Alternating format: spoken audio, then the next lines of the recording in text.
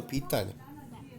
Da mi objasniš zašto ne valja ona deka tamo kod kove.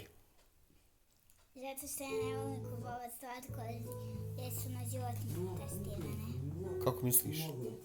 Zato što nije lijepo testirati na životinju. Gdje si to čula?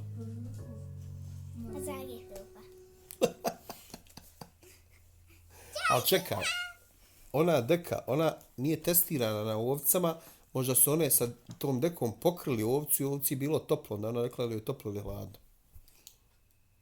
A kako da kaže ovce ili je toplo ili hladno kad ovce ne pričaju, a mekana je i flafasta, od vune je, ona je od ovčije vune. Pa znaš da se ovca ne mora ubiti da bi se uzela njena vuna. Znam, ali ja ne volim kad se nešto pravi od ovčije vune, da ću životinja. Dobro, Majra. A šta ako je ova sad deka što je koristiš od ovčije vune?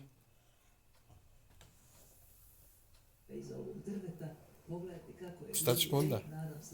Ova deka koju ja imam, ova moja pink deka sa cvjetićima nije od ovčije vune. Sigurno. Da. A Majra, jesi ti nosila sad kurbane za Bajram? Jesam. A kako se dobiju kurbani?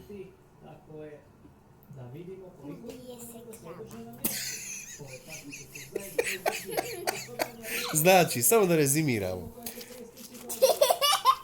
rezimiramo. Znači, kad se dobiju slatkiši za kurbane, to je okej, ali nije se okej pokrit dekom od ovčije vune, jel?